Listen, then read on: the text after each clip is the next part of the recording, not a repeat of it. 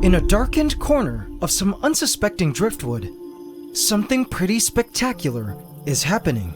The Blades of Midas, my pet spiny ant colony, is launching a major home construction project. As soon as I saw this, I instantly jumped up to grab my camera because it's a process I myself have never seen before, and I really wanted you guys to see it too. So see this ant here?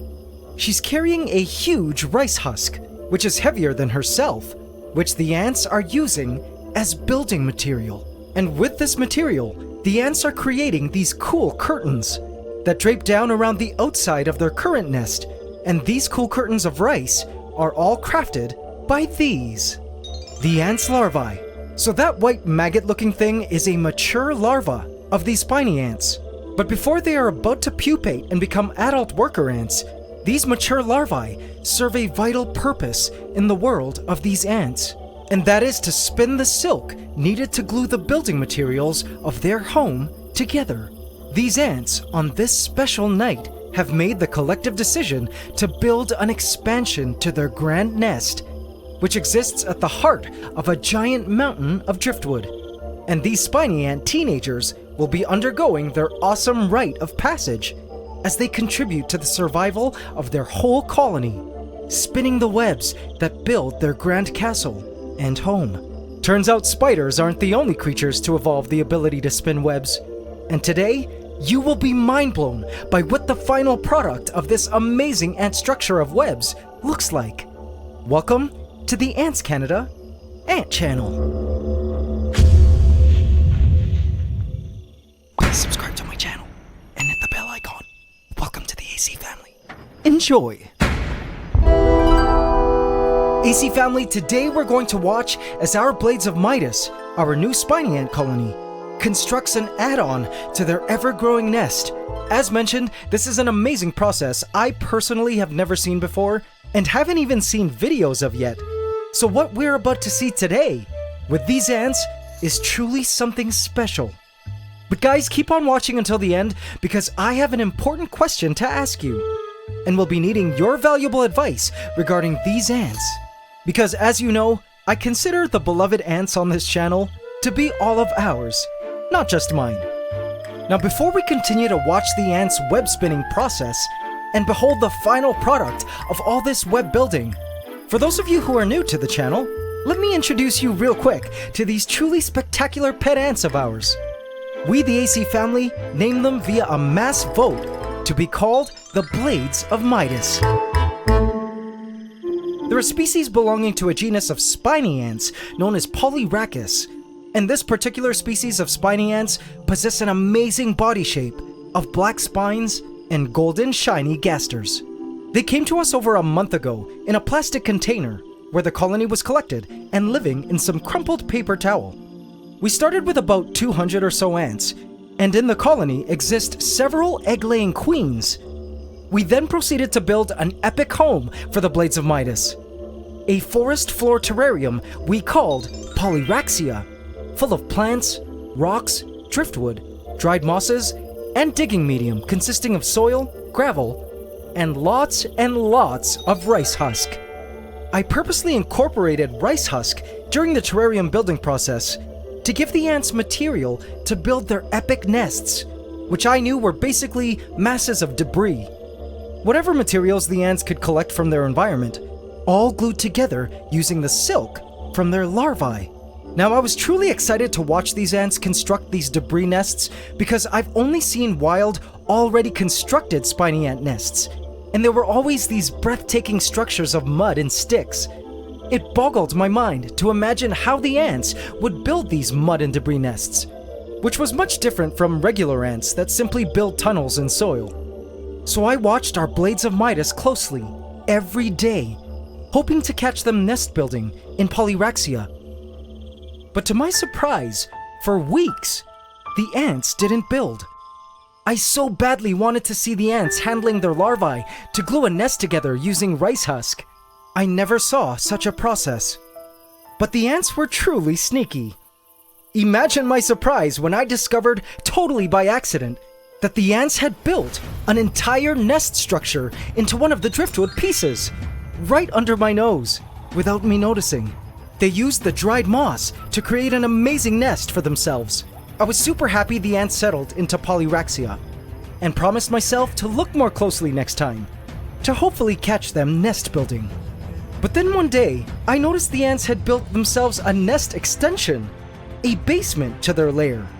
This time they had used the rice husk to construct a lower extension to their nest. This was exciting because a nest extension meant the colony was growing. But a bummer to know that I had missed the building process yet again. I really wanted to see the ants nest build, and I vowed to one day catch them in the act. Which brings us, AC family, to one special night this week. I peeked into the nest and shouted when I saw these curtains of rice husk dangling from the driftwood. This was awesome! We could finally watch our Blades of Midas in nest building action. The first thing that occurred to me while watching the ants construct was that the ants were very proficient at creating these curtains, and also traveling up and down these curtains, carrying the silk-producing larvae. It was amazing to note that evolution had given ants, and some other insects, the ability to spin silk for the purpose of creating cocoons for protection of the pupae during development. But in these spiny ants, the web-spinning function had evolved further into home building. Inside the nests, when the ants are done nest building and they aren't needed for gluing things together anymore, the larvae go on to spin their own cocoons to proceed with the pupation process to become adult ants. Now, as you can imagine, building an entire add-on to your home is no easy feat. And for these ants, it indeed requires some very important prep. Check out what these ants needed to do before deciding to launch such a nest-building operation. It's feeding time, ladies! Come and get it! Now, these ants have been eating a lot these past few weeks. I've been giving them 5 lat roaches a day, which they relish graciously. I offer the roaches pre-chopped to expose the soft inner guts within, which the ants devour cum gusto. Like a pack of wolves, the ants come swarming round, filling up their social stomachs with roach meat to take home to feed to the rest of the colony. I find the ants consume some parts of the outer exoskeleton, but they mostly eat the soft guts.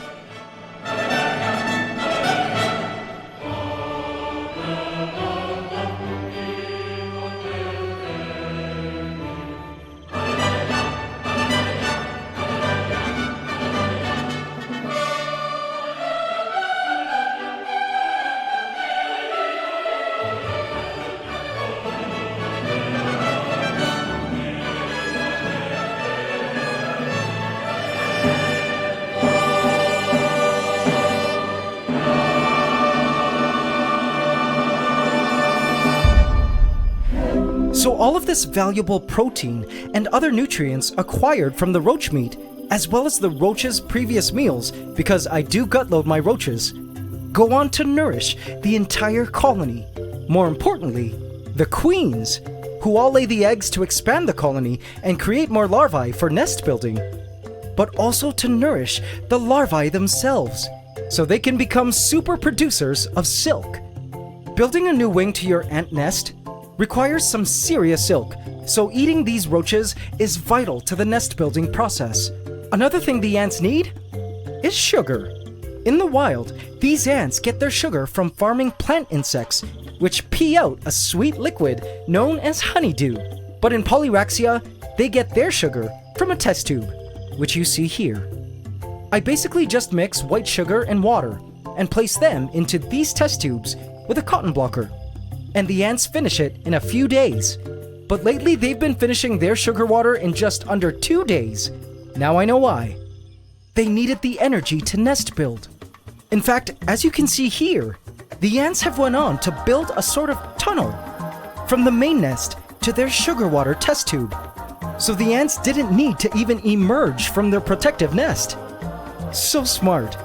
It made me wonder if spiny ants do this in the wild, building their mud nests over their plant insects, like building a massive sheltered area for their ant cows. They've even used pulled out cotton fibers as building material for their nest walls. Pretty resourceful, ladies. I watched the ants continue to build their awesome nest extension through the night for several hours until I couldn't stay awake anymore. I felt grateful to have been able to catch them in the process this time, and I just couldn't wait to see the final product by morning. The next day, I approached Polyraxia and peeked into the nest. And voila! Their new nest extension was complete. AC family, what do you think? It looks pretty solid, right? Looking closer, I could see that the ants had definitely added a lot of rice husk to the initial curtain structures, which went on to become the solid walls of their new nest addition. Just awesome. After thinking about it for a while, building this lower part was pretty ingenious, because I knew that any moisture from the ground would wick upwards or evaporate into the chambers of this lower nest part, humidifying the ants' home perfectly. These ants were master architects. Also pretty amazing was that the ants had indeed fortified the tunnel leading to the sugar test tube. Good going, girls! As I continued to watch the ants living in Polyraxia, my heart was so full. I was so happy that we finally were able to witness and record the nest building process of these spiny ants, something that not everyone gets to see every day, since it happens out in nature in the secret and private lives of these spiny ants.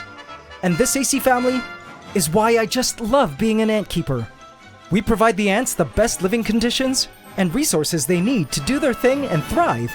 And in return, we get a sneak peek at their truly incredible and mind-blowing lives. And I'm honestly so blessed that you all have witnessed it today with me. Now, as mentioned at the start of the video, I would be asking you guys a question regarding these spiny ants. And it's this: what should we name their nest? I wanted to give their ever-growing and expanding nest an official name too. Kind of like naming their grand palace. Let me know your name suggestions in the comments, and I will choose my top 5 favorites for all of us to vote on in a future video. Also, before we go, I know a lot of you have been wanting to try keeping ants as well. And I've got some pretty great news for those of you wanting to get into the hobby. Did you know that it's anting season in the Northern Hemisphere, and you don't even need to leave your home to start an ant colony? You can catch pregnant queen ants from the safety of your own backyard, balcony, or open window starting this month.